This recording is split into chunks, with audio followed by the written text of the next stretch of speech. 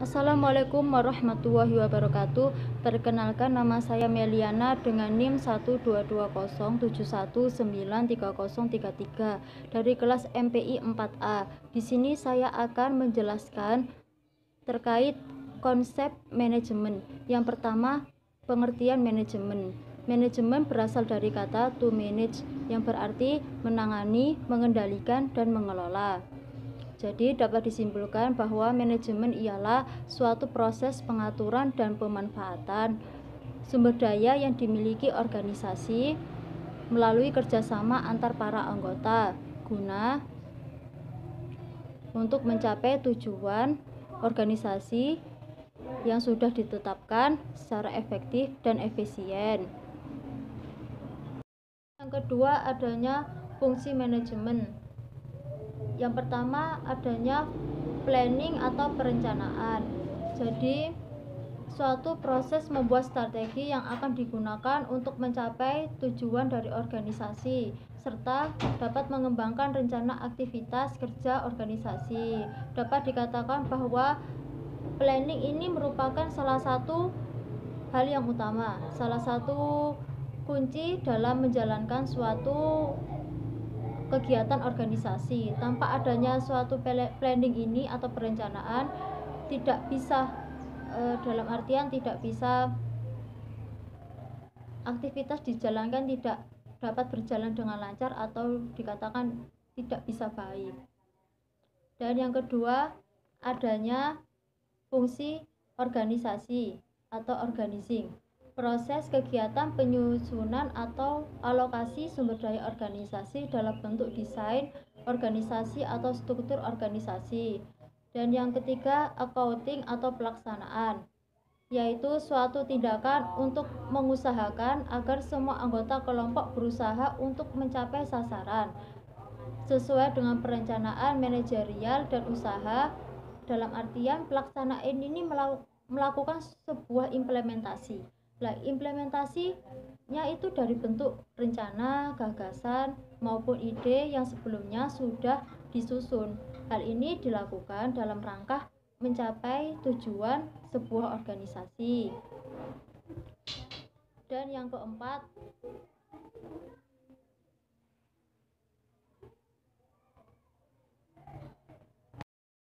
controlling atau kontrol atau evaluasi ialah proses dilakukan untuk melakukan suatu evaluasi terhadap kinerja organisasi. Hal ini berguna untuk memastikan kemungkinan yang ditemukan penyimpangan dalam pelaksanaannya, sehingga dapat terdeteksi lebih dini untuk dapat dilakukan upaya pencegahan atau perbaikan. Jadi adanya controlling ini dapat mempermudah dalam membenahi atau dalam artian memperbaiki apabila ada sesuatu kegiatan yang masih dalam kendala-kendala. Dan mengenai konsep manajemen, ada 4 konsep, yakni manajemen sebagai ilmu ialah sebuah pengetahuan yang telah disusun secara teratur dan mencoba memecahkan kendala yang berhubungan dengan sebab akibat sehingga menjadi tabiat. Dan yang kedua, manajemen sebagai seni, memiliki sudut pandang bahwa pencapaian tujuan organisasi atau kelompok diperlukan kerjasama dengan orang lain. Letak seninya bagaimana cara memerintah orang lain supaya mau bekerja sama untuk meraih tujuan bersama. Dan yang ketiga, manajemen sebagai proses ialah seluruh manajer atau anggota yang memiliki keahlian dan keterampilan yang selalu terlibat dalam kegiatan organisasi, yang mana kegiatan dalam bentuk pengelolaan, mengatur. Dan yang keempat, manajemen sebagai profesi ialah proses bidang pekerjaan yang didasarkan pendidikan, kemampuan tertentu. Hal ini dilakukan oleh seluruh anggota guna untuk keberhasilan yang diinginkan. Dan yang kedua, saya akan menjelaskan tentang konsep etika. 1. Hakikat makna etika ialah Secara etimologi, kata etika berasal dari Yunani yang terdiri dari dua kata, yaitu ethos dan etikos. Ethos berarti sifat, watak, kebiasaan, sedangkan etikos berarti keadaban, susila, kelakuan. Jadi, secara terminologi, etika ialah ilmu yang mempelajari tentang segala hal mengenai baik dan buruknya manusia yang berkaitan dengan nilai-nilai, aturan, norma, serta tata cara hidup yang baik yang diwariskan ke orang lain.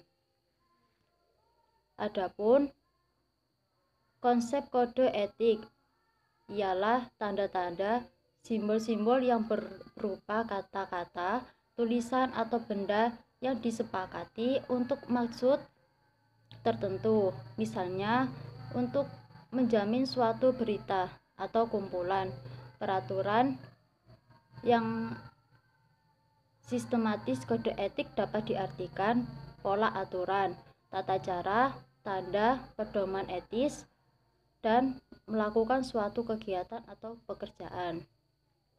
Adapun fungsi etika yaitu untuk menunjukkan suatu keterampilan berargumen secara rasional dan kritis. Dan yang kedua, dijadikan sebagai pengambilan suatu sikap yang wajar dalam suasana pluralisme. Adapun manfaat dari etika, yang pertama, dapat membedakan yang mana yang boleh dan mana yang tidak boleh dirubah. Contohnya seperti ini. Di dalam sebuah sekolah terdapat peraturan, yang mana peraturan sudah menetapkan pakaian bagi perempuan untuk menutup jilbab, untuk memakai pakaian yang tidak terlalu ketat. Ya, contohnya seperti itu. Dan apabila ada anak yang melanggar, kayak ada anak yang memakai pakaian ketat atau tidak memakai jilbab, dalam artian jilbabnya tidak tertutup, ya biasa ya. Manfaat etika, ya, satu, dapat membedakan yang mana yang boleh dirubah dan yang tidak boleh dirubah. Contohnya seperti ini. Di dalam peraturan sekolah kan sudah ada penetapan yang namanya itu tata tertib atau aturan dalam sekolah. Nah, aturan ini juga memuat tentang cara berpakaian. Nah, yang mana berpakaian di dalam sekolah itu tidak boleh berpakaian secara ketat. Dan bagi perempuan itu jilbabnya itu harus menutup dada. Dan apabila ada seorang siswa yang memakai pakaian ketat, jilbabnya tidak menutup dada, nah itu termasuk dalam sudah melanggar kode etik atau melanggar kode etika. Jadi seperti itu. Dan yang kedua, dapat menyelidiki masalah dengan bentuk kepedulian. Jadi apabila ada seseorang yang mengalami masalah, ini perlu adanya etika dalam penyelesaiannya, yaitu dengan adanya bentuk kepedulian.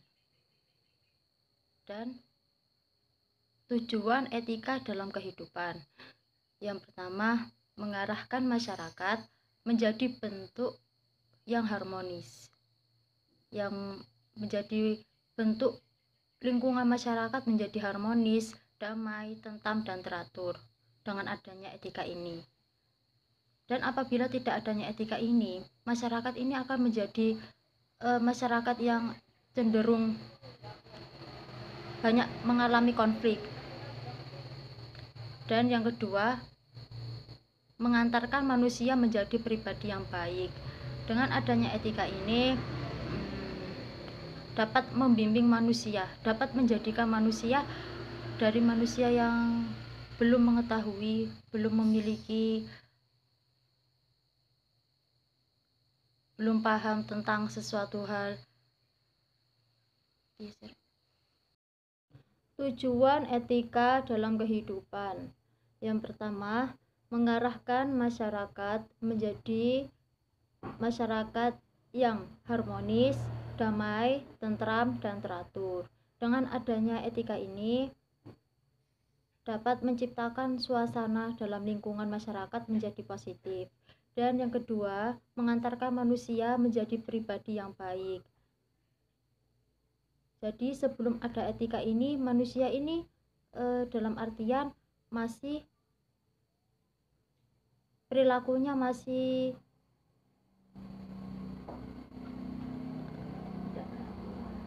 tidak beradab. Dan semenjak adanya etika ini, manusia menjadi pribadi yang baik. Dan yang ketiga, sebagai norma dalam kehidupan. Jadi etika ini dijadikan sebagai aturan dalam kehidupan sehari-hari. Dan yang keempat, sebagai alat pemikir yang rasional dan bertanggung jawab. Selanjutnya saya akan menjelaskan tentang etika kewirausahaan dalam kehidupan sehari-hari. Jadi penerapan kewirausahaan sangat membutuhkan etika, yakni karena adanya etika kewirausahaan dapat mempermudah melakukan proses hubungan dengan orang lain. Adapun etika yang perlu diterapkan dalam kehidupan sehari-hari, yaitu dengan menumbuhkan sifat kejujuran. Dan yang kedua, menempati janji. Yang ketiga, loyalitas. Yang keempat, peduli. Yang kelima, memiliki jiwa kepemimpinan. Jadi seorang wirausahaan harus memiliki jiwa kepemimpinan, dikarenakan bisa mengatur atau memanajerial usahanya agar dapat mencapai suatu tujuan yang akan dicapai. Dan selanjutnya adalah patuh kepada hukum. Saya akan menjelaskan tentang konsep kewirausahaan dan tujuan kewirausahaan dalam Islam. Konsep kewirausahaan dalam Islam adalah serangkaian aktivitas bisnis dalam berbagai bentuk yang tidak dibatasi jumlahnya, kepemilikan hartanya, termasuk profitnya yang dibatasi cara perolehannya dan pendayagunaan hartanya. Ada aturan halal dan haram. Jadi dalam konsep kewirausahaan Islam ini adanya batasan dalam kepemilikan atau adanya batasan dalam mendapatkan profit dari hasil usaha. Dan tidak hanya itu, kewirausahaan ini juga berlandasan pada Al-Quran dan hadis, dijadikan sebagai pedoman dalam menjalankan usaha. Jadi konsep kewirausahaan dalam Islam ini juga menekankan pada aturan halal dan haram. Adapun tujuan dalam kewirausahaan Islam, yaitu diniatkan untuk ibadah. Jadi apabila mendapatkan hasil atau keuntungan dari usaha tersebut, harus melakukan sodako atau menyumbangkan uang kepada orang yang membutuhkan. Ya tidak hanya tentang uangnya ini tidak dihabiskan untuk dirinya sendiri, tetapi uangnya ini disumbangkan kepada orang yang membutuhkan, ya agar diniatkan untuk beribadah kepada Allah, mendekatkan diri, supaya untuk meningkatkan keimanan. Kurang lebih seperti itu. Selanjutnya saya akan menjelaskan terkait sifat dan karakteristik wirausaha dalam berwirausaha. 1. Adapun sifat yang harus dimiliki seorang wirausaha untuk dapat menjalankan usahanya, yakni Yang pertama, seorang wirausaha harus mempunyai sikap percaya diri. Jadi, seorang wirausaha janganlah sampai merasa malu dalam menjalankan bisnis atau menjalankan kewirausahaan.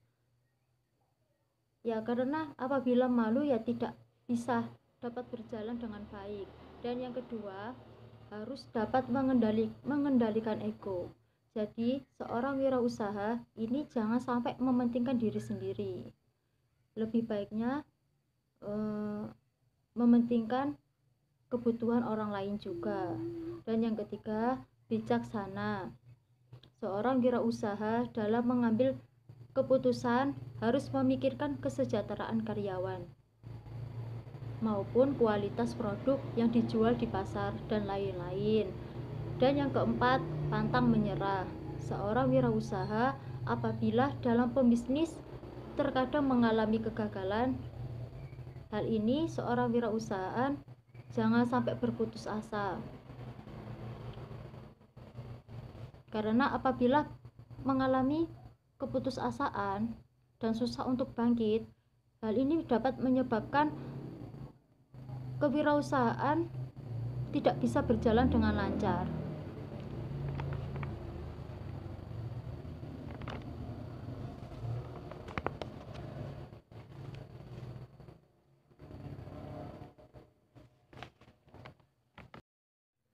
Nomor 5, terus berinovasi.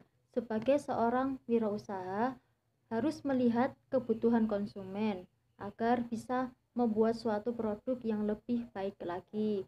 Jadi, seorang wirausaha harus memiliki sifat kreatif juga, dalam artian menciptakan suatu produk yang baru agar masyarakat, agar konsumen ini lebih menyukai dan lebih banyak yang berminat dalam membeli suatu produk kita.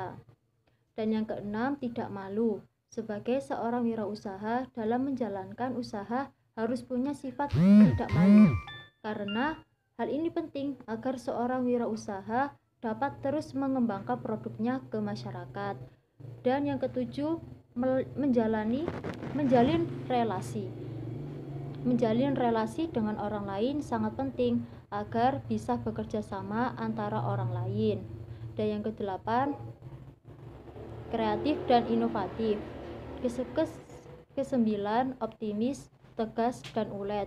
Kesepuluh, berani mengambil resiko. Dan ke-11, memiliki jiwa kepemimpinan. Biasanya seorang yang memiliki sifat ini mampu memanajerial orang lain, selalu terbuka menerima kritik orang lain untuk dijadikan bahan evaluasi. Dan yang terakhir adalah selalu berdoa. Segala kegiatan yang sudah dilakukan tidak lupa untuk selalu berdoa kepada Tuhan Yang Maha Esa agar diberikan kemudahan dan kelancaran dalam menjalankan suatu usaha. Karakteristik wirausaha sukses. Setiap wirausaha perlu memiliki kesiapan mental baik untuk menghadapi keadaan yang merugi walaupun untung besar, sehingga seorang wirausaha harus memiliki karakteristik khusus yang melekat pada dalam diri seorang wirausaha, seperti adanya sikap percaya diri, suka mencoba sesuatu, berambisi, punya banyak bakat, dan lain sebagainya.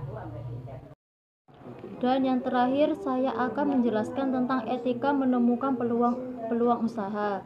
Yang pertama, ada pengertian peluang usaha, ialah kesempatan atau waktu yang tepat yang seharusnya diambil atau dimanfaatkan bagi seseorang wirausaha untuk mendapatkan keuntungan. Dan yang kedua, etika untuk menemukan peluang-peluang usaha. Satu, adanya sikap dan perilaku seorang wirausaha yang harus mengikuti norma yang berlaku. Yang kedua, penampilan seorang wirausaha harus baik, contoh bersikap sopan, tidak semena-mena, dan menghadapi situasi dengan sabar. Dan yang ketiga, cara berbicara. Jadi seorang berwirausaha itu harus bertutur kata yang baik tidak berkata kasar, tidak berkata kotor kepada orang lain. Dan yang keempat, berpakaian. Hal ini disesuaikan dengan kondisi dan keadaan, yang mana pakaian yang digunakan itu harus sopan, rapi, dan tertutup.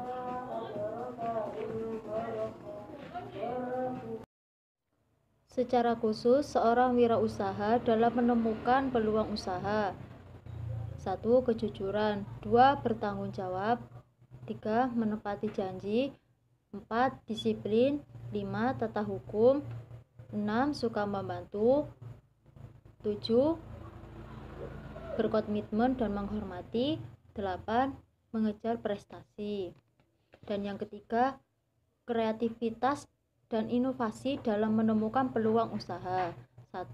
Pengertian kreativitas, yaitu kemampuan seorang untuk menciptakan hal baru, baik berupa gagasan, karya nyata dalam kombinasi dari hal yang telah ada atau yang relatif berbeda dari telah ada sebelumnya.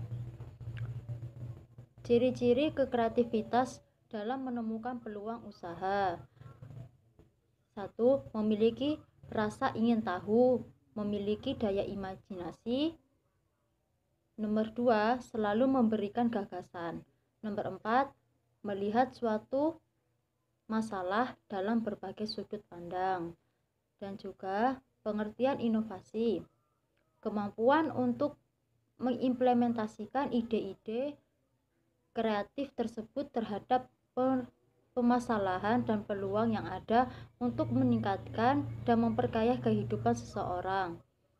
Adapun ciri-ciri inovasi baru: nomor 2, terancam, terencana. Nomor 3, memiliki. Nomor 4, tujuan. Adapun sumber-sumber peluang usaha, yaitu cita-cita, tekanan, kecenderungan, inovasi baru, komplement produk, peristiwa khusus, dan wawasan. Contoh peluang usaha, contoh adanya peluang usaha bisnis. Jadi begini,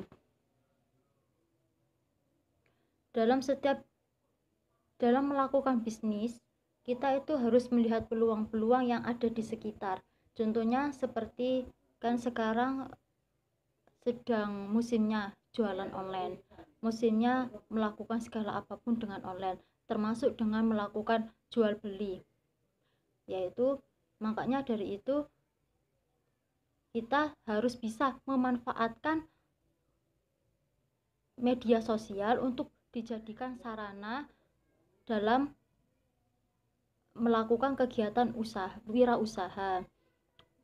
Nah, kemudian contohnya kan kayak saya ya, berjualan pasmina brisket. Lah, pasmina brisket kemudian saya jualkan lewat media sosial, lewat Facebook, lewat Instagram. Lah, hal ini bertujuan agar sebagai sarana untuk banyak yang berminat dalam membeli produk saya, seperti itu.